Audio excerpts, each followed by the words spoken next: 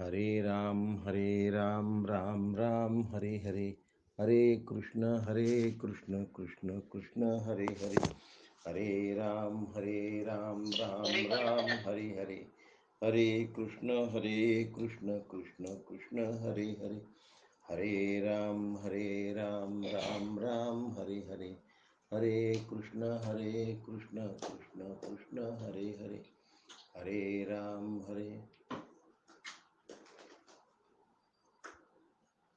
हरे राम हरे राम राम हरे हरे, हरे कृष्ण कृष्ण कृष्ण हरे हरे, हरे राम राम हरे हरे, हरे कृष्ण कृष्ण कृष्ण हरे हरे, हरे राम राम हरे हरे, हरे कृष्ण कृष्ण कृष्ण हरे हरे। सद्गुरुनाथ महाराज की जय। मला वाटते अंतरित्वा वसावे, तुझ्या दासबोधासित्वा बोधवावे, अपत्यापरी पाजवी प्रेमरसा, महाराजया सद्गुरु रामदासा, जय जय रघुवीर समर्थ। सदाशिवसमारंभां शंकराचार्यमध्यमाम्, अस्मदाचार्यपर्यन्ताम् वन्दे गुरुपरम्पराम्, वन्दे गुरुपरम्पराम्।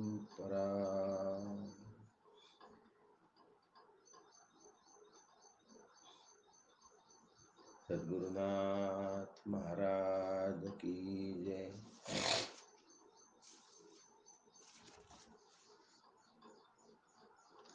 या ग्रंथाच्या अनुबंधाविषयीचा विषय आपला चालू होता, ज्याला अनुबंध चतुष्टय असं म्हणतात.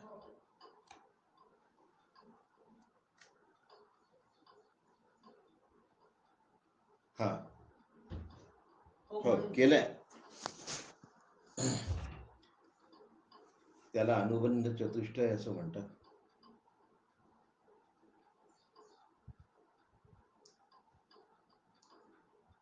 पुष्कळ जणांना असं वाटतं की हे अनुबंध चतुष्टय वगैरे काय द्यायचे, याचा अभ्यास करण्यापेक्षा एकदम ग्रंथाला हात घालावा. नाही, विद्वानांनी, अभ्यासकांनी आणि संतांनी अनुबंध चतुष्टय रचला आहे, अभ्यास करून तो मांडला आहे आणि त्यानंतर तो आपल्या समोर प्रोड्यूस केला आहे, म्हणजे उभा केला आहे की आपल्याला नेमकं कमी वेळात कसं मिळालं पाहिजे. म्हणजे अनुबंध चतुष्टय पाहणं म्हणजे रटाळवाणं काम आहे, हे पहिल्यांदा मनातून काढून टाका. सिनेमाची जर ट्रेलर पाहिली तर आपल्याला तो सिनेमा पाहावासा वाटतो. मग विचारलं का बरं पाहावासा वाटतो, अरे ह्या गोष्टी चांगल्या आहेत त्याच्यात, असं वाटतं की नाही हा की नाही जरा वेगळाच सिनेमा असला पाहिजे. त्याने आकर्षण निर्माण होतं, ओढ वाढते. तसा अनुबंध चतुष्टयाचा जर नीट अभ्यास केला तर ग्रंथाचा अभ्यास करण्याची ओढ वाढेल, ग्रंथाचा अभ्यास करण्याची जिद्द निर्माण होईल. ग्रंथामध्ये काही विशेष सांगितलेलं आहे आणि ते विशेष मला कळलं पाहिजे असं वाटायला लागेल. आणि या सर्व गोष्टी जर आम्हाला नीट जाणून घ्यायच्या असतील तर अनुबंध चतुष्टय, षडलिंग हे बघितले पाहिजे. अनुबंधामुळे ग्रंथाचं स्वरूप लक्षात येतं, अनुबंधामुळे ग्रंथाच्या अंतरंगात शिरता येतं. अनुबंध चतुष्टय आणि षडलिंग याच्यामुळे ग्रंथ अभ्यासण्यासाठी किती उपयुक्त आहे हे समजतं. अनुबंध चतुष्टय षडलिंग हे विचारांच्या चौकटीमध्ये वक्त्याला आणि श्रोत्याला ठेवतात आणि त्याचा चौकटीमध्ये विस्तार चांगला होतो. एक उदाहरण देतो तर नदी जर आपल्या दोन काठांच्या मधून भरभरून वाहत असेल, ती समुद्राला लवकर जाऊन मिळते. कधी इकडे वाहिली, कधी तिकडे वाहिली, कधी काठ सोडून गावामध्येच गेली, दोन काठाच्या मधून गेलीच नाही आणि इकडे तिकडे चालली गेली, तर तिला समुद्राला जायला किती वेळ लागेल? फार उशीर लागेल आणि अस्ताव्यस्तता होऊन जाईल, गावामध्ये हडबडी मचून जाईल. आणि म्हणून कोणतीही गोष्ट ट्रॅकने गेली पाहिजे. विचारांची आखणी जी असते ती शास्त्राच्या चौकटीत जेवढी चांगली विस्तारते, तेवढी ती कशीही चौकट नसताना विस्तारत नाही.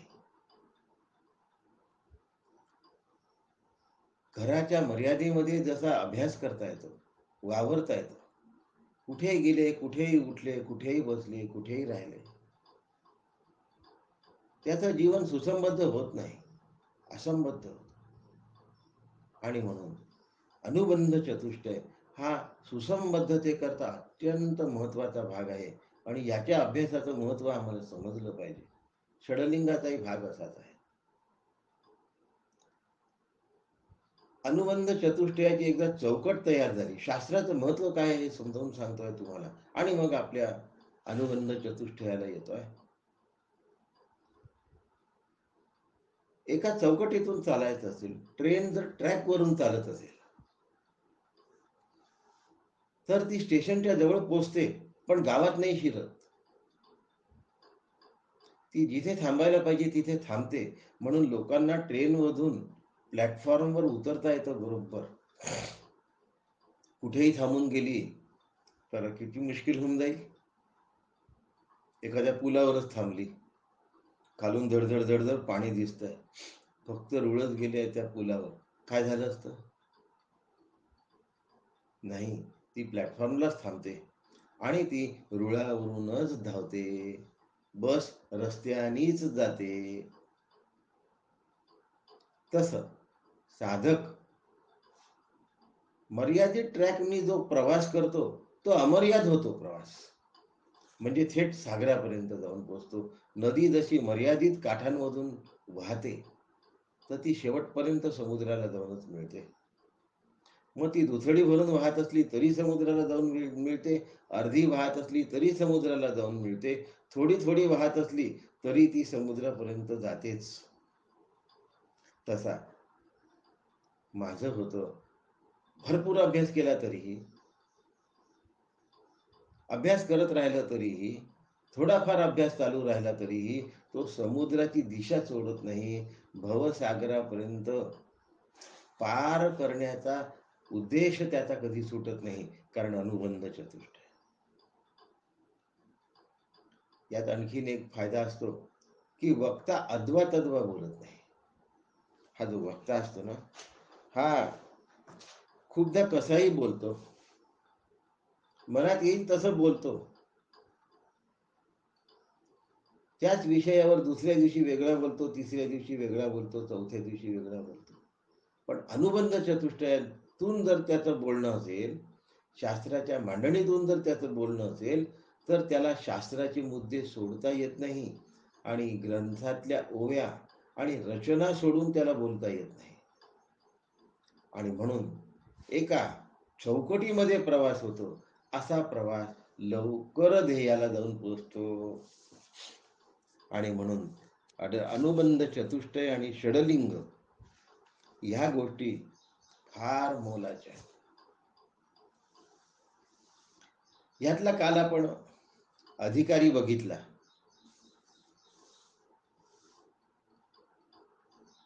अधिकाऱ्याचं महत्व काल सगळं समजावून सांगितलं.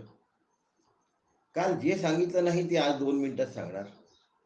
कारण हे 2 मिनिटातच सांगण्यासारखं आहे. कालचा सगळं विस्तार जो आहे, तो विस्तार मला आता थोडक्यात सांगायचा आहे. उदाहरण देतो. जो राजा असेल त्यालाच राजसूय यज्ञ करण्याचा अधिकारी आहे असं म्हटलं जातं.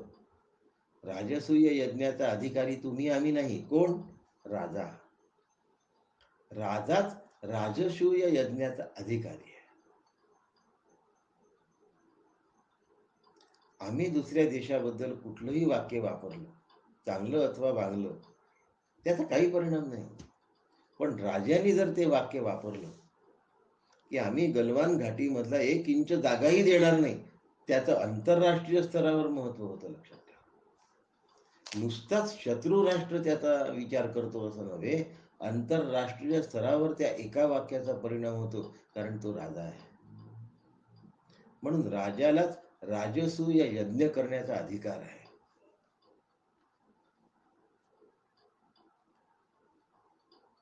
3 वर्षाचा मुलगा झाल्यानंतरच त्याला प्ले ग्रुपमध्ये जाण्याचा अधिकार आहे. 6 महिन्याच्या मुलाला प्ले ग्रुपमध्ये कोणी पाठवत नाही. 3-3.5 वर्षाचा झाल्यानंतरच त्याला प्ले ग्रुपमध्ये घेतलं जातं. म्हणजे तो तेव्हा अधिकारी ठरतो प्ले ग्रुपचा. केव्हा? जेव्हा त्याला स्वतःहून थोडंसं खेळता येतं.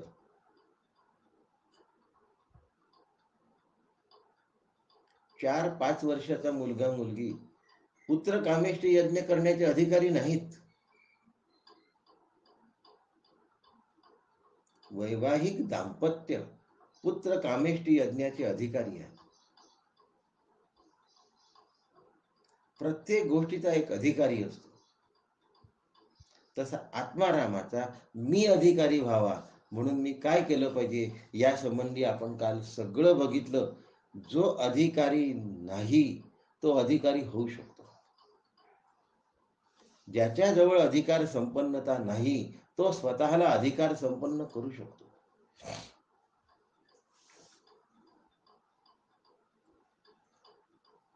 एखाद्या वडिलांना माहित असतं की आपल्या मुलाची बुद्धी बेताची आहे. हा 12वी नंतर प्रतिष्ठित अभ्यासक्रमांना जाण्याचा अधिकारी नाही. कारण सर जे सांगतात ते याच्या डोक्याच्या वरून निघून जातं. काय करावं?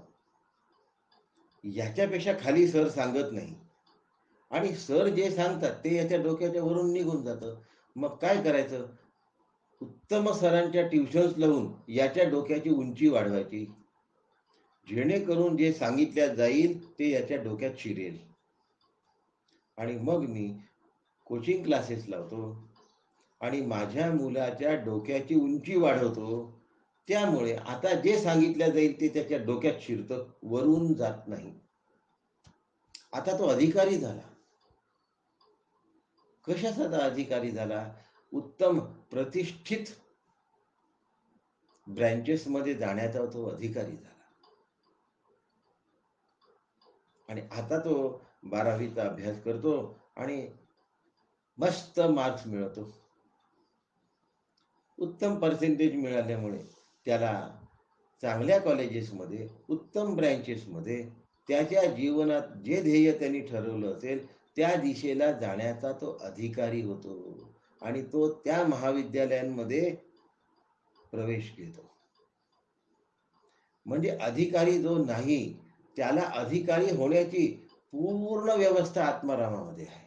मग आधी अधिकारी व्हा आणि मग आत्मारामाचा अभ्यास करा असं नाही आहे. कसं आहे? अभ्यास करता करता अधिकारी व्हा. आधी अधिकारी झाला असेल तर उत्तमच आहे. नसेल झाला तर अभ्यास करता करता अधिकारी व्हावं.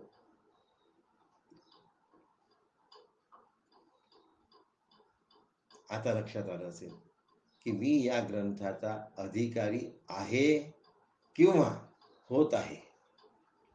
दोनही चालतं.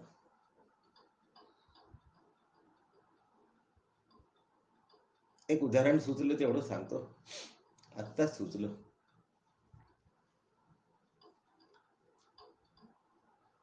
माझं असं झालं की पाऊस येत होता.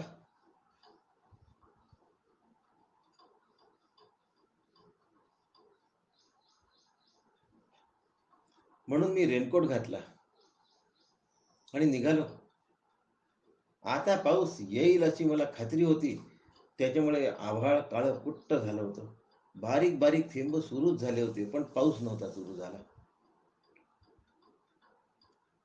पाऊस खूप जोराने येणार आणि थोड्या वेळात माणूस ओला चिप्प होईल. त्यापेक्षा रेनकोट घालून गेलेलं बरं म्हणून मी रेनकोट घालून गेलो. आणि खरंच रस्त्यावर 10 पावलं चालत नाही तर पाऊस आला. मी पावसात चालण्याचा अधिकारी होतो, त्यामुळे मी ओला नाही झालो, मला काही झालं नाही. पण माझ्याबरोबर ही होती, ती पण माझ्याबरोबर पायी चालत होती आणि रेनकोट घातलेला नव्हता. म्हणजे पावसात चालण्याची ती अधिकारी नव्हती. पण आम्ही दोघंही जण चालत होतो. आता पावसाचे बारीक बारीक थेंब जरा जाड झाल्याबरोबर आता जोरदार पाऊस येईल आणि ओली चिप्प होईल असं हिला वाटायला लागलं.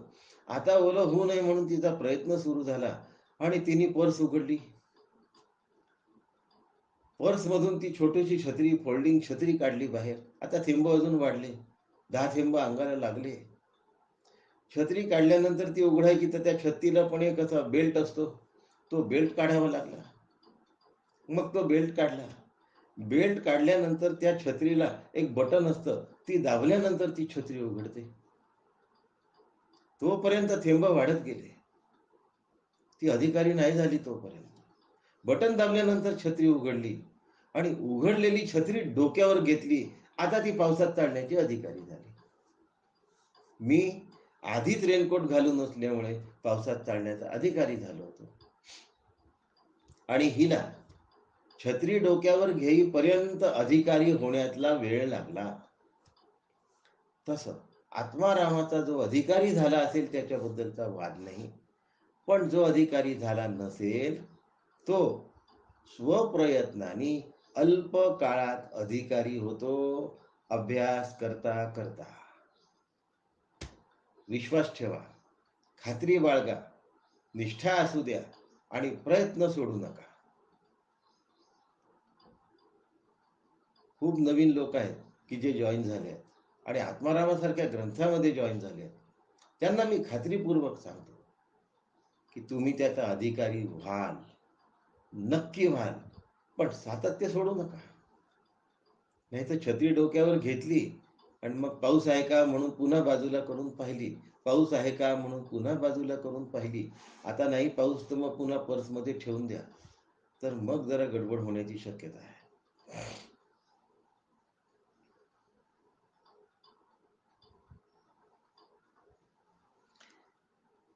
म्हणून अधिकारी मी नक्की होणार आणि आहे. दुसरा विषय अनुबंध चतुष्टयामध्ये पहिला अधिकारी, दुसरा विषय. ग्रंथाचा विषय निश्चित ठरला पाहिजे. अभ्यासाची मांडणी पक्की झाली पाहिजे. मांडणी पक्की कशी करायची, तेव्हा मग विषय निश्चिती होते. मांडणी शब्दाचा अर्थ प्रेम असा होतो. प्रेम म्हटलं की समजतं सगळ्यांना. कोणत्या चौकटीत मांडायचा, चौकट असते. प्रत्येक अभ्यासाची एक चौकट असते. स्वयंपाक करणं हा अभ्यास आहे. आता जरा शब्दप्रयोग जरा हे वाटेल तुम्हाला,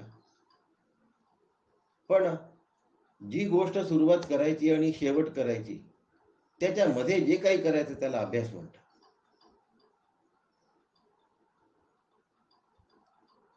षडलिंगामध्ये येईल उपक्रम आणि उपसंहाराची एकवाक्यता. त्यावेळेला हे समजून जाईल. मग आता मला स्वयंपाक करायचा आहे, भाजी आणून ठेवलेली असली पाहिजे, चौकट तयार झाली कामांची. आणलेली भाजी चिरलेली असली पाहिजे, चिरलेली भाजी धुतलेली असली पाहिजे, ती डिसइन्फेक्ट झाली आहे याची खात्री करून घेतलेली असली पाहिजे. त्यानंतर स्वयंपाकाची भांडी काढून ठेवलेली असली पाहिजे. चौकट आहे. ह्या चौकटीमध्ये ती सगळी भाजी तयार होते. तयार झाल्यानंतर तो गंध तसाच्या तसा समोर नाही ठेवला जात. पुन्हा चौकट आहे. त्यातनं डायनिंग टेबलवर जे आपल्याला अन्न न्यायचं आहे, ते कमी प्रमाणामध्ये एका वेगळ्या भांड्यात घेतलं जातं. त्याला बाउल्स म्हणतात. असं वेगळं भांडं वगैरे म्हटलं की बाउलमध्ये घेऊन मग ते डायनिंग टेबलवर ठेवलं जातं. आणि मग त्याची मांडणी जास्त फ्रिक्वेंटली जे लागेल ते सगळ्यांच्या हाताला येईल अशा प्रकारे ठेवलं पाहिजे. चटणी दूर राहिली तरी चालते, पण भाजी जवळ असली पाहिजे, वरण जवळ असलं पाहिजे, पोळ्या जवळ असल्या पाहिजे. भात सुरुवातीला आणि शेवटीच वाढतात. लोणचं एकदाच वाढतात, म्हणून ते वाढल्यानंतर पलीकडे ठेवून दिलेलं असलं तरी चालेल, मीठ पलीकडे ठेवलं असेल तरी चालेल, पण हाताशी येईल अशा गोष्टी जवळ असल्या पाहिजे. डायनिंग टेबलवर सुद्धा मांडणी म्हणतात बरं का. अधिकारी जो असतो त्याला विषयाची मांडणी करता येते. आपला चालू आहे विषय. माझ्याकडे काका जेवायला आले होते. जेवायला बसत असताना पेले दिले होते. पेले दिल्यानंतर एक पेला असा होता की ज्याचं बूड गोल होतं, समजत असेल माझं म्हणणं तुम्हाला.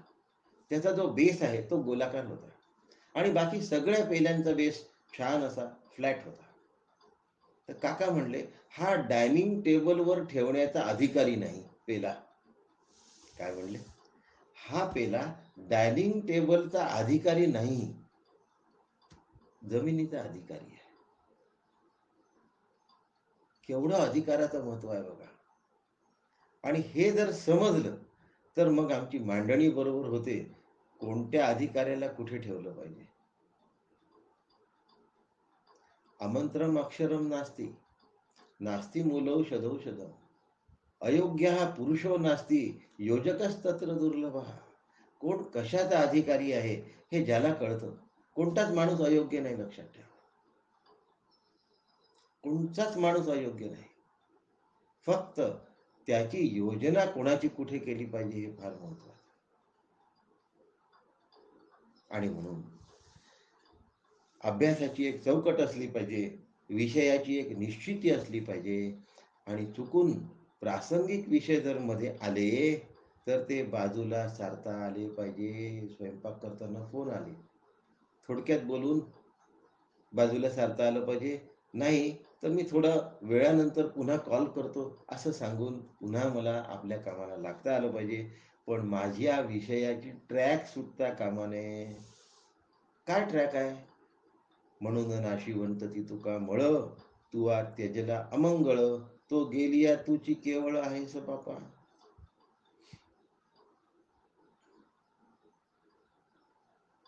काकांनी निवडलेली ओवी आहे. नाशिवंत ती तुका मळ. जे जे नाशिवंत आहे ते ते मळ आहे. अंगावरचा मळ ठेवतो का हो आपण? नाही. कोणता मळ आहे अंगावर? धूळ, माती, ह्याचा मळ असतो. तो आम्ही साबणाने स्वच्छ करतो. चित्तावर कशाचा मळ असतो? स्नान करतो म्हणजे अंतःकरण स्वच्छ करतो आणि शरीर स्वच्छ करतो. आंघोळ करतो म्हणजे शरीर स्वच्छ करतो. स्नान करत असताना मनामध्ये कुठलेही विचार नसतील आणि जर स्तोत्र पठण, भजन, काहीतरी आतमध्ये नामस्मरण चालू असलं पाहिजे तर चित्त शुद्ध होतं. चित्त शुद्धीचं साबण आहे, अंतःकरण शुद्धीचं साबण आहे. आणि जेवढा मळ आहे तो सगळा नाशवान आहे हे एकदा आम्हाला कळलं. शरीराच्या तुलनेत मळ टिकाऊ आहे का हो? शरीर काही वर्ष चालेल, मळ टिकेल का? तेवढे वर्ष नाही टिकणार, नाशवान आहे, म्हणून आम्ही लवकर काढून टाकतो. आत्म्याच्या तुलनेत शरीर सुद्धा मळ आहे. आणि शरीरोपयोगी वस्तू, व्यक्ती हा सुद्धा मळ आहे, कारण ते अशाश्वत आहे, नाशवान आहे. नाशिवंत जे जे ते सगळं मळ. त्या सगळ्या गोष्टींनी आम्ही मलिन झालो आहे, मळयुक्त झालो आहे. म्हणून त्याला अमंगळ असं म्हणायचं. आता अमंगळ मध्ये ग मध्ये आला, नाही तर पुन्हा मळ शब्द आलाच आहे, ग काढून टाकला. पण अमंगळ म्हणजे चांगलं नाही आहे, मंगल नाही आहे, सुखदायी नाही आहे, आनंददायी नाही आहे. जे जे नाशिवंत आहे ते दुःखदायी आहे. माझी घड्याळ नाशिवंत आहे, माझा मोबाईल नाशिवंत आहे. जाणार हो, का बरं जाणार? जे जाणार आहे त्याला मी माझं म्हणतो. माझी घड्याळ नाशिवंत, माझा मोबाईल नाशिवंत, माझा देह माझा म्हणतो की नाही? माझं मन, माझी बुद्धी, माझं चित्त, माझा अहंकार. मी चिडलो की अच्छाला ऐकत नाही, म्हणजे माझा अहंकार तीक्ष्ण स्वरूपाचा आहे. माझा अहंकार म्हणजे नाशिवंत आहे. जे जे नाशिवंत असतं त्याला अनात्म म्हणतात, अशाश्वत असतं. आणि जोपर्यंत ते मी काढून टाकत नाही तोपर्यंत आत्मानुभव येत नाही.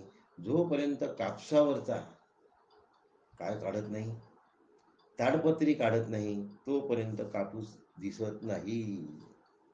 आणि जर ताडपत्री काढली तर मुळात असलेला जो खरा कापूस आहे तो तिथेच राहतो. माझ्यामध्ये कशातलं अनात्मत मळ आहे? मला भान राहत नाही अहंकारामुळे. नाशिवंत वस्तू मला बेभान करतात, आकर्षित करतात, हव्या हव्याशा वाटतात. हो, मला बघितल्यानंतर कोणी नमस्कार केला नाही तर मला वाईट वाटतं, कारण मी स्वतःला कीर्तिवान समजतो. मला बघितल्यानंतर मुलाने बाबा आलात का असं म्हटलं नाही, मला वाईट वाटतं, कारण मी स्वतःला बाबा समजतो. मी गेल्यानंतर लोकांनी खुर्ची उठून दिली नाही तर मला वाईट वाटतं, कारण मी स्वतःला धनवान समजतो. मी जाऊन बसलो आणि पेशंट काहीच बोलत नसेल तर मला वाईट वाटतं, कारण मी स्वतःला डॉक्टर समजतो. आणि जे जे जे मी स्वतःला समजतो ते सगळं नाशवान आहे. मी डॉक्टर आहे हे खरं आहे.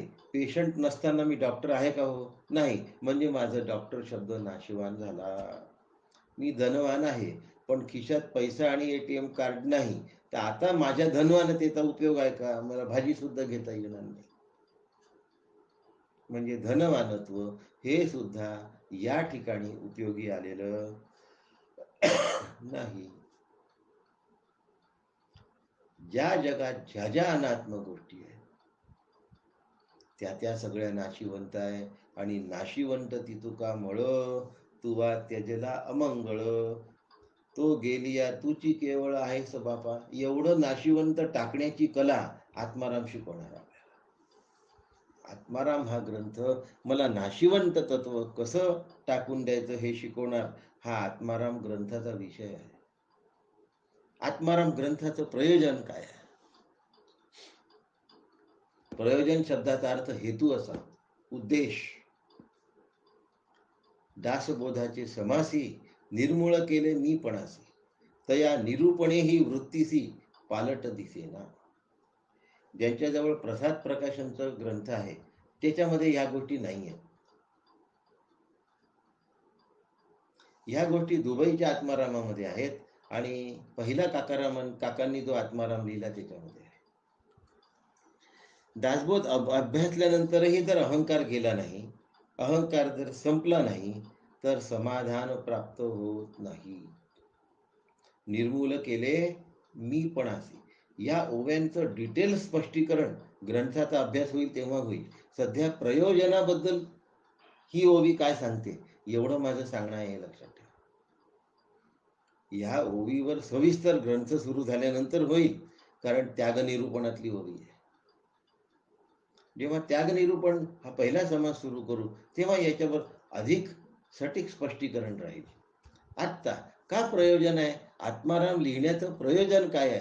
हे सांगण्यात या उद्देश समोर ठेवून ही ओवी घेतली आहे. म्हणून या ओवीतून मला प्रयोजन सांगायचं आहे, हेतू सांगायचा आहे, उद्देश सांगायचा आहे.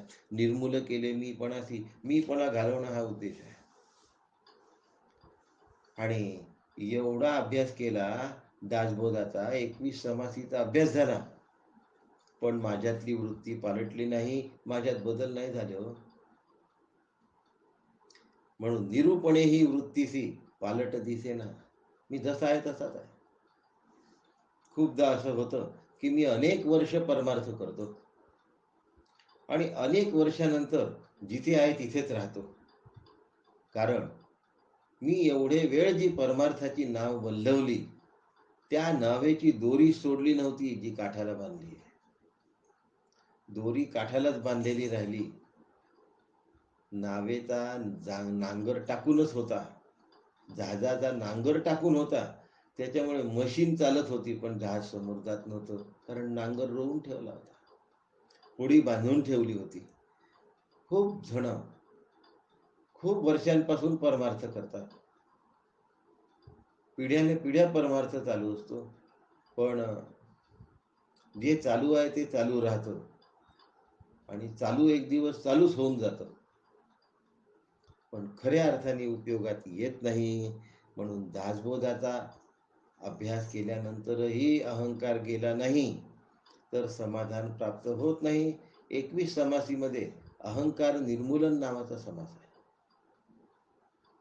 21 समासी म्हणजे छोटा दासबोध, आणि छोट्या दासबोधामध्ये प्रसाद प्रकाशन ज्यांनी बोलवून ठेवलाय त्यांच्याकडे आहे, त्यांच्यामध्ये अहंकार निर्मूलन नावाचा समास आहे. त्या समासाचा अभ्यास केला. पण जर माझा, म्हणून म्हटलं 21 समासी बोलवून घ्या, दुबईच्या दासबोधाची झेरॉक्स करून घ्या, कारण तो विकत मिळत नाही. आणि काकांचा जो आत्माराम आहे आधीचा, तो नागपूरला मिळतो, पण एक ग्रंथ ते पाठवत नाही. जेव्हा कोरोना जाईल तेव्हा तो बोलवा. अभ्यासाचा परिणाम मला दिसला पाहिजे, अभ्यास माझ्याकडनं पूर्ण झालेला असला पाहिजे. कशावरून माझा अभ्यास झाला? माझा अहंकार गेला असेल तर अभ्यास झाला. म्हणून आत्मारामाचे चिंतन व्हावे. अहंकार करणारा जो असतो त्याला नेहमी त्रास असतो, घरात पटत नाही, बाहेर करमत नाही. करमलं नाही की 4 लोकांशी बोलावं असं वाटतं. 4 लोक भेटायला आले नाही की राग येतो. मग तुम्ही मला भेटायलाच आले नाही, मी एवढा राहतो आणि तुम्ही आले नाही. मग मोबाईल आणि व्हॉट्सॲप, मग दुसरा काय उद्योग आहे? पण जगाच्या उठाठेवी कुठेही जाऊन जर मी करत असेल, माझी अहंकार वृत्ती शमली नाही, ती मलाच पीडा देते. अहंकाराच्या सोबत असलेला जो व्यक्ती असतो ना, त्याला फार त्रास असतो, त्याला दुःख असतं, त्याला पीडा असतात, त्याला काटे बसतात. अहंकाराच्या सोबत असणाऱ्याचं जर मनस्वास्थ्य बिघडत असेल तर अहंकाराचं मनस्वास्थ्य किती बिघडत असेल, त्याला सवय झाली असते पण ती तशी. हा, त्याचा जो तोरा असतो ना, तो तोरा जात नाही. अहंकार्याबरोबर राहायला नको वाटतं, पण त्याच्या बायकोचा नाईलाज असतो, त्याच्या मुलाबाळांना काही करता येत नाही, सुनांना गप ऐकावं लागतं. पण एक दिवस उत्तर दिलं तर घरामध्ये तट पडण्याची शक्यता असते. त्याच्यामुळे मग ऐकून घेण्याशिवाय पर्याय राहत नाही, वेदना सहन करण्याशिवाय पर्याय राहत नाही. म्हणून अहंकार शाश्वत जरी असला, अहंकार शाश्वत आहे का? मनात विचारायला पाहिजे, नाही हा अशाश्वत आहे, टाकून द्यायचा आहे. पण प्रवाहाने नित्य असल्यामुळे तो शाश्वत आहे असं वाटतं. मायेचं विश्लेषण करू, माया निरूपणात तेव्हा सांगेन मी प्रवाहाने नित्य म्हणजे काय, स्वरूपाने नित्य म्हणजे काय. अहंकार अशाश्वत गोष्टींचा असतो, म्हणून अहंकार अशाश्वतच असतो. या अँगलनी अहंकाराला सध्या बघूया. अशाश्वत गोष्टीचा अहंकार हा अशाश्वतच असतो, म्हणून अहंकार मुळातच अशाश्वत आहे. म्हणून अशाश्वताची काय आहे?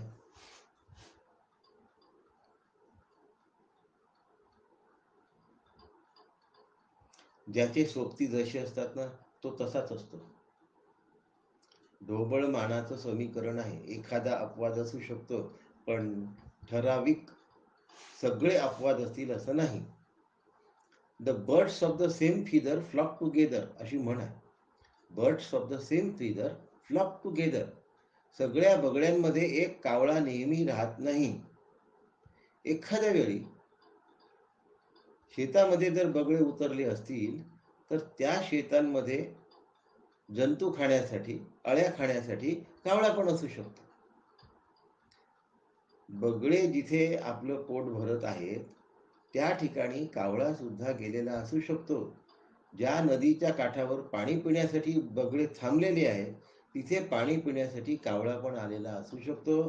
पण म्हणून कावळा बगळ्यांच्या थव्याचा एक भाग आहे असा होत नाही. Birds of the same feather flock together. माझे साधारण मित्र इन जनरल, नातलग बोलत नाही, मित्र जशा प्रकारचे असतात तसंच माझं चित्र असतं. त्याच साधारण घडणीचा मी असतो. आणि आता लक्षात आलं असेल की प्रयोजन काय आहे. अहंकार घालवणे आहे. अहंकारी व्यक्ती माझ्या जास्त सोबत असेल आणि ती मला रुचकर वाटत असेल, नातलग नव्हे, तर ते माझ्यातही ते आहे हे लक्षात ठेवा. या निष्कर्षावर आलोच पाहिजे. अधिकार, विषय, संबंध आणि प्रयोजन. अधिकार, विषय, प्रयोजन झालं. आता संबंध. आत्माराम हा ग्रंथ, त्याचा अधिकारी वाचक, या ग्रंथाचा आणि वाचकाचा आपापसात काय संबंध आहे? प्रायोज्य प्रायोजक संबंध आहे. साधक प्रायोज्य आहे.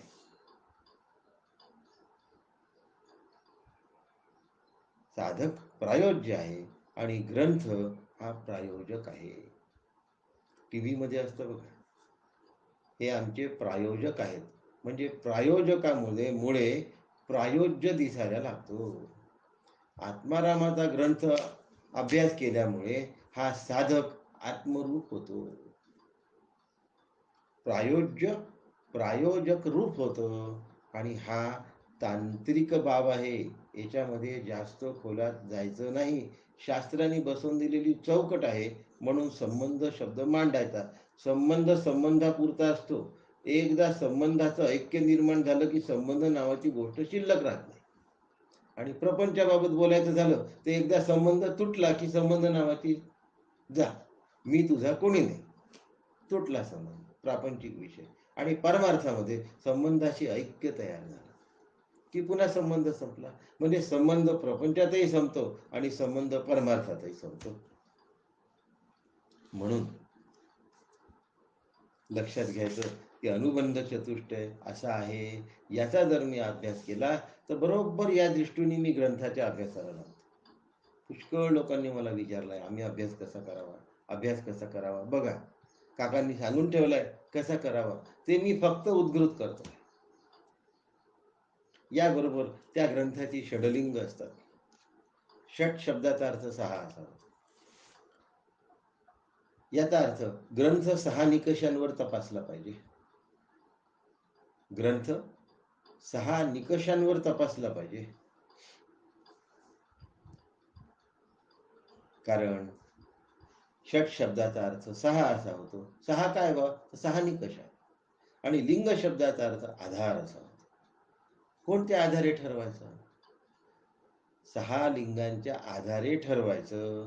काय ठरवायचं? या ग्रंथाचा निकष कसा आहे. आता हे सगळं असं का ठरवावं लागतं पहा. हे बरोबर आहे की चूक आहे, आणि बरोबर आहे हे कशावरून बरोबर आहे. खूपदा असं होतं, नाटक असतं. नाटकांची काय असते? कॉम्पिटिशन असते. त्याला शब्द वापरतात अशी स्पर्धा, नाट्य स्पर्धा.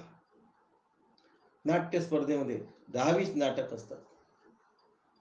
आणि ते सगळेच्या सगळे नाटक पाहणारे परीक्षक ठरलेले असतात. प्रेक्षक बदलतात, परीक्षक ठरलेले असतात. एक 5-6 परीक्षक नेमलेले असतात. ते सगळीच्या सगळी नाटकं पाहतात. आपण प्रेक्षक असतो. आम्ही त्यातलं हे चांगलं आहे बा ते पाहू, ते चांगलं आहे बा ते पाहू. परीक्षक म्हणजे तपासणी करणारे, मार्क्स देणारे, ते सगळेच्या सगळे नाटकं बघतात आणि त्यानंतर ते मार्क्स देतात आणि मग ते सांगतात, या नाटकाला पहिला क्रमांक, ह्या नटाला पहिला क्रमांक, ही नटी म्हणून पहिला क्रमांक. संपूर्ण नाटकात जेवढ्या जेवढ्या जणांनी आईच्या भूमिका वठवल्या आहेत, त्या आईच्या भूमिकेमध्ये या व्यक्तीला आईच्या भूमिकेकरता पहिला क्रमांक. याला परीक्षक असं म्हणतात. परीक्षकांच्या आधारे परीक्षा घेतली जाते आणि परीक्षार्थी उत्तीर्ण झाला की नाही हे ठरवतो. तसं लिंगांच्या आधारे हे ठरवायचं असतं की ग्रंथ कोणत्या कसाला उतरतो. कस समजत असेल तुम्हाला? हो. कसाचे 2 प्रकार सांगतो.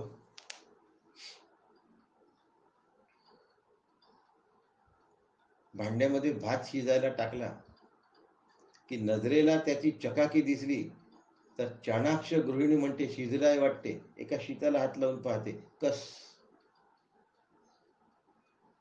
सगळ्या भाताला कसावं नाही लागत. एक शीत पाहिलं की त्याचा कस कळतो. जमिनीचा कस कसा आहे, कसदार आहे का, ओळखण्याच्या पद्धती आहे. सोनं कसदार आहे का, त्यासाठी सगळं सोनं अग्नीत टाकावं लागतं. त्याचा एक कण घेऊन तपासत नाही तांदूळासारखा. कस बघण्याच्या प्रत्येकाच्या पद्धती वेगळ्या आहेत आणि षडलिंग हे 6 गोष्टींच्या निकषावर कस बघत असतं. आणि म्हणून पहिला निकष आहे उपक्रम आणि उपसंहाराची एकवाक्यता. पहिला कस काय आहे? उपक्रम आणि उपसंहाराची एकवाक्यता. उपक्रम म्हणजे काय? विषयाच्या मांडणीचा प्रारंभ, आरंभ, याला उपक्रम असं म्हणतात. उपसंहार काय आहे? विषयाच्या सुसंगती आणि त्याचा निष्कर्ष. तो जो निष्कर्ष आहे तो मांडणीशी जुळला पाहिजे, याला म्हणतात एकवाक्यता. कठीण वाटत असेल? कठीण काही नाही आहे. कठीण हा शब्द वेदांतामध्ये येतच नाही. वेदांत ही सोपी गोष्ट आहे. मी दाव्याने सांगतो आणि हे वाक्य मंदाताईंचं आहे म्हणून दावा शब्द वापरतो. माझा अहंकार नव्हे. मंदाताई कधीच अहंकार करू शकत नाही. मंदाताई म्हणतात, ज्याला शिव्या देता येतात तो वेदांताचा अधिकारी आहे. बास, कमाल केली मंदाताईंनी त्या दिवशी. तेव्हा असं वाटत होतं आपल्याला हे कळेल की नाही, आपल्याला हे समजेल की नाही, आपल्याला हे जमेल की नाही. किती जणांच्या मनात हा प्रश्न असेल. पण मंदाताई त्या दिवशी म्हणल्या, ज्याला शिव्या देता येतात तो वेदांताचा अधिकारी आहे. बास, लक्षात ठेवा. तुम्ही अधिकारी आहात की नाही तुम्हालाच माहिती. आता हो म्हणायची सोय नाही. शिव्या देता येतात मंदाताईंना कसं सांगणार कोणी? गमतीचा भाग सोडून द्या. पण ज्याला शिव्या देता येतात तो वेदांताचा अधिकारी आहे असं म्हणणं, याचा अर्थ तो वेदांत शिकण्याला योग्य आहे. म्हणून उपक्रम उपसंहार याची एकवाक्यता. आम्हाला कळणार नाही वेदांत कठीण असतो हे असे मनातले पहिल्यांदा भ्रम काढून टाकाय, विरघळून गेले पाहिजे. हे सोपं कसं आहे समजावून सांगतो तुम्हाला. उपक्रम उपसंहार याची एकवाक्यता कसं सोपं आहे सांगतो. माझ्याकडे काही लोक आले आणि म्हणले, यंदा आपण आपल्या मोहल्ल्याचा सामूहिक गणपती बसवण्याचं ठरवलेलं आहे. मला विचारलं नव्हतं आधी. यंदा आपण आपल्या मोहल्ल्यातर्फे सामूहिक गणपती बसवण्याचं ठरवलेलं आहे. पहिलं घर तुमचं निवडलेलं आहे. यात 2 अर्थ येतात. 2 अर्थ असे आहेत की गणपतीच्या कार्यक्रमांमध्ये सहभागी व्हा आणि पहिलं घर तुमचं निवडलं आहे म्हणजे पावती मोठ्या रकमेची फाडा, कारण ती सगळ्यांच्या नजरेखालून जाणार आहे पुढे. अरे यांनी एवढे पैसे दिले, मग आता आपण एकदम 100 रुपये 500 रुपये देऊन कसं होईल? पहिला आकडा मोठा असतो पावतीचा. तो पाहिला की पावती देणारा माणूस जरा दबतो आणि मग तो जरा कमी आकडा मनातला मोडतो आणि थोडासा वाढवतो आणि त्यासाठी ती पहिली पावती मोठी असते. याला उपसंहार म्हणतात. उपक्रम केला येण्याचा, पैसे घेऊन कार्यक्रम करण्याचा, उपसंहारापर्यंतची व्यवस्था झाली आणि या दोन्हीला एकवाक्यता म्हणतात. म्हणजे काय? गणपती मांडणीपासून म्हणजे विकत आणण्यापासून शामियाना काढेपर्यंतचा सगळा खर्च निघाला पाहिजे आणि आपण लोक तिथे उपस्थित असलो पाहिजे, हे त्यांना सांगायचं आहे. ही एकवाक्यता झाली. सुरुवात गणपतीने, शेवटही गणपतीच्याच कार्यक्रमात. ह्याच्यात लागणारी आर्थिक मदत, ह्यांचं त्यांनी बरोबर मेळ साधला. मग आता उपक्रम उपसंहार याची एकवाक्यता कठीण आहे की सोपी आहे? सोपी आहे, अगदी सोपी आहे. काही सोपं नाही. प्रत्येक गोष्टीचा उपक्रम असतो, प्रत्येक गोष्टीचा उपसंहार असतो. आत्ता मी 5 मिनिटात स्वयंपाक करते, तुम्ही जेवून जा. उपक्रम स्वयंपाक करण्याचा आहे आणि उपसंहार केलेला स्वयंपाक खाण्याचा आहे. स्वयंपाक का केला आहे? समोरच्याचं पोट भरावं म्हणून. म्हणजे स्वयंपाक करणं आणि जेवण या दोन्हीची एकवाक्यता काय झाली? तृप्ती. उपक्रम उपसंहार सोपा आहे हो. उगाचच षडलिंग कठीण असतात वगैरे असे मनामध्ये विचारच नका. इथे म्हणतात, तया निजपदाकडे आनंदी वृत्ती वावडे, पद लाधली या जडे तद्रूप होऊन. निजपद हा उपक्रम आहे, निजपद हा उपक्रम आहे आणि त्यामुळे ते पद मिळणे इथपर्यंत उपसंहार आहे. कसं मिळेल? तद्रूप होऊन मिळेल. ही एकवाक्यता आहे. तया निजपदाकडे आनंदी वृत्ती वावडे, पद लाधलिया जडे तद्रूप होऊनी. ऐसा कृपाळू स्वामी राव, आदी पुरुष देवादी देव, शिष्यास निजपदी ठाव ऐक्य रूपे. पहिल्या समासातली 8वी ओवी आहे निजपदाकडे जाणे.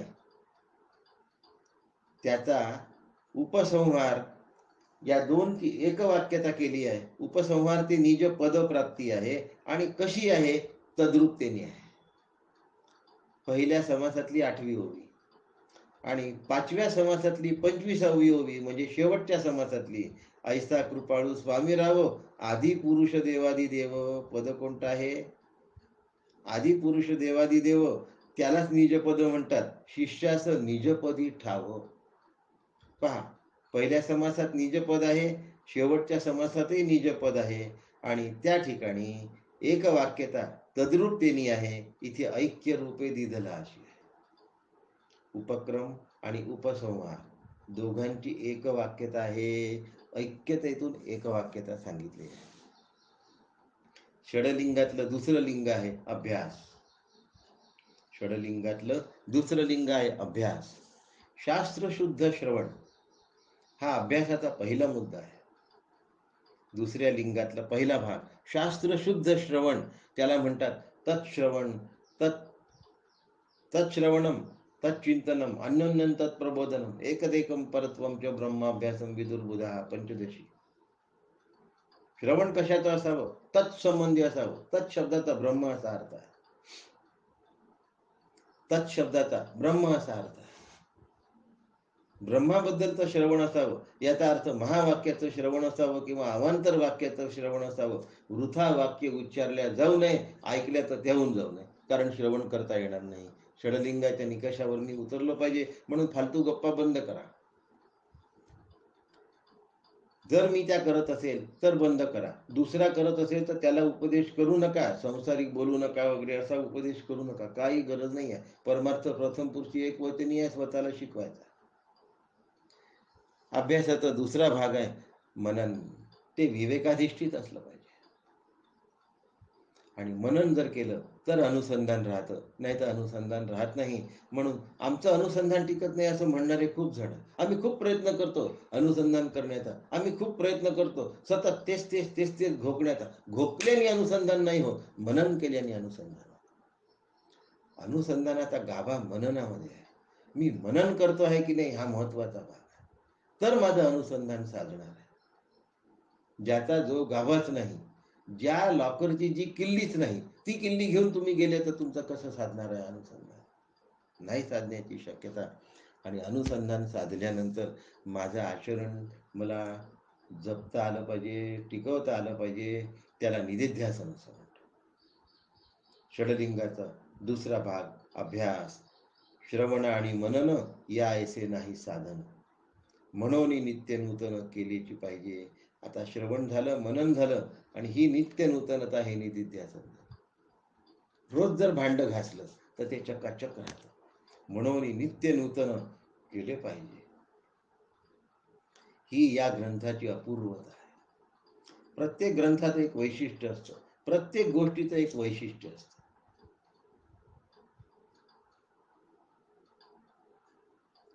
लोट्याचं एक वैशिष्ट्य आहे, कोणीकडे गलंडतो. चंबूचं एक वैशिष्ट्य आहे, तो आकर्षक असतो. पेल्याचं एक वैशिष्ट्य आहे, तो एका जागेवर स्थिर असतो. वाटीचं एक वैशिष्ट्य आहे, धक्का लागूनही सांडत नाही. याला अपूर्वता असं म्हणतात. प्रत्येक गोष्टीची एक अपूर्वता असते. या ग्रंथाची सुद्धा एक अपूर्वता आहे, आणि ती अपूर्वता गुरु शिष्यांचा दिलखुलास संवाद आहे. दिलखुलास संवाद, खुमासदार संवाद, आडपडदा न ठेवता झालेला संवाद. गुरु शिष्याला पडत मूर्ख म्हणेपर्यंत गय करत नाही शिष्याची, मुरवत करत नाही शिष्याची. अहो, समर्थ आहेत ते. समर्थांच्या कुवडीला घाबरावं म्हणतात. तुकोबांपासून सांभाळून राहावं म्हणतात. नाथ महाराज क्षमाच करतात. अपूर्वता ही त्यांची. ज्ञानेश्वर माऊली नेहमी समजावून सांगतात, अपूर्वता आहे त्यांची. अखंड आनंद ही काकांची अपूर्वता आहे, वैशिष्ट्य आहे. त्या निकषावर पुढे त्यांचं संतत्व तपासलं पाहिजे. ज्यांनी गुरु केले त्यांनी नाही तपासायचं.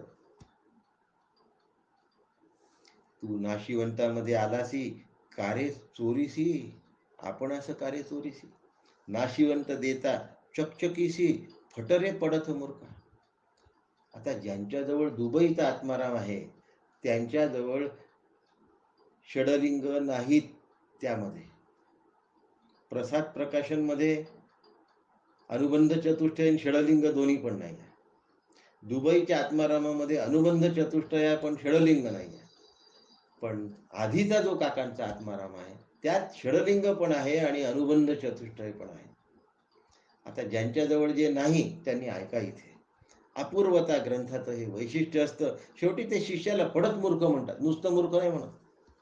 पडत मूर्ख नावाचा समाज बघून घ्या. मला ठाऊक असताना सुद्धा हटकून मूर्खपणाने वागतो त्याला पडत मूर्ख म्हणतात. ठाऊक नसतं त्याला मूर्ख म्हणतात. ठाऊक असूनही ठाऊक नसल्यासारखं वागतो त्याला पडत मूर्ख असं म्हणतात. समर्थ खुशाल स्वतःच्या शिष्याला पडत मूर्ख म्हणतात आहे. ही अपूर्वता आहे या ग्रंथाची. अंतर्भाव नावाचं प्रकरण आपण या ग्रंथातलं घेतलं होतं आधी. या ग्रंथातलं म्हणजे समर्थांची प्रासादिक वाणी याच्यामध्ये. त्यात समर्थांनी एक चोबाडीत हाणीन असं म्हटलं आहे. तुझ्या एक श्रीमुखात हाणीन असं म्हटलं आहे अंतर्भावामध्ये. लक्षात ठेवा, समर्थ फार खुले आहेत बोलताना.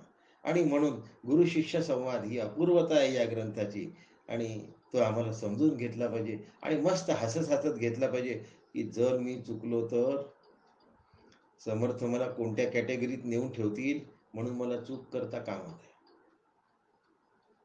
चौथी गोष्ट आहे अर्थवाद. अर्थवाद हा ग्रंथाची स्तुती असते. ग्रंथाच्या स्तुतीला अर्थवाद असं म्हणतात. क्रम थोडासा मागे पुढे जरी असेल तरी चिंता करू नका, 6च्या 6 घेतोय. ग्रंथाची स्तुती आहे, विलक्षण अटी आहे. समर्थांनी आग्रह धरलेला आहे की माझ्या ग्रंथाची नुसती स्तुती करू नका, साधन करून त्या ग्रंथाची निष्ठा जपा तर आत्मरूप व्हाल. ग्रंथ संपता स्तुती उत्तरे. बोलताती अपारे, परी अर्थासी कारण येरे, येरा चाड नाही. ग्रंथ वाचून झाल्यानंतर लोक म्हणतात, काय सुंदर लिहिला, काय छान आहे, काय मस्त आहे, वा वा वा. परंतु त्या अर्थाशी ग्रंथाच्या साधन आणि ऐक्य साधत नाही. तो साधावा असा आग्रह असतो, तो जपला पाहिजे असा समर्थांचा आग्रह. आता ग्रंथाच्याच बाबत असं होतं नाही. प्रवचन झाल्यानंतर खूपच छान सांगितलं, कमाल झाली, असं आम्ही कधी नव्हतं ऐकलं, तुमच्यासारखं नाही कोणी सांगत. पण एवढं बोलणं झालं की त्याला वाटतं आपण यांचं ऋण फेडलं. त्यानंतर मग मी माझ्या मनाने मनःपूतम समाचरे वागायला मोकळा झालो. ही तारीफ खोटी आहे. असं जर होत असेल, तुम्ही छान सांगता, तुमचं सांगितलेलं आम्हाला खूप छान कळतं, अतिशय सोप्या भाषेत तुम्ही सांगता. हे कोड कौतुक नाही उपयोगाचे. त्या भाषेत जर तुम्हाला खरंच तुमच्या अंतःकरणापर्यंत माझी भाषा जाऊन भिडत असेल, मुद्दे समर्थांचे, स्पष्टीकरण काकांचं आणि भाषा माझी ही जर जाऊन भिडत असेल, तर जीवनात वागण्यात बदल होऊ द्या. आता बदल झाला नाही, तुमचं खूप ऐकलं पण आम्ही कोरडेच राहिलो, मग मात्र वाईट वाटण्याची गोष्ट आहे. म्हणून कृपा करून कोरडी तारीफ करू नका. स्वतःमध्ये बदल घडवणं यापेक्षा मोठी तारीफ कोणतीच नाही लक्षात ठेवा. पण आपल्या ऑनलाईनवर असे लोक आहेत की जे स्वतः बदल घडवत आहेत. मला त्यांचे फोन येतात आहे की आम्ही असं असं करतोय, हे बरोबर की चूक, असं केलं तर काय, असा विचार करू का, तसा विचार करू का, ह्या विचारांनी काय चालेल, ह्याचे बदल करून राहिले आणि हे भजगोविंदम पासून अनुभवतोय. म्हणून मला खात्री आहे की मीही बदलेल आणि तुम्ही सुद्धा बदलाल. आपण ज्या स्टेशनवर आहोत तिथून पुढच्या स्टेशनवर गेलं पाहिजे, आपली गाडी धरली पाहिजे आणि आपलं दप्तर बदललं पाहिजे. क्रमविकास झाला पाहिजे. याला अर्थवाद म्हणतात. नुसती स्तुती करू नका, नुसती तारीफ करू नका, फक्त वाह म्हणू नका. तुमच्यासारखं बोलणं आम्ही ऐकलं नाही असं म्हणू नका. तुम्हाला काय काय बुद्धीची देवता प्रसन्न आहे वगैरे अशा शब्दात तारीफ केल्या जाते, तशी माझी तारीफ करू नका. पण तुमच्यात जर बदल झाले असतील ना, मला खूप आवडेल. मी समजीन की तुम्ही माझ्यावर उपकार केले. हे ऐकून तुम्ही खरोखर उपकार केले असं मी समजेन. ऋणात असेल मी तुमच्या.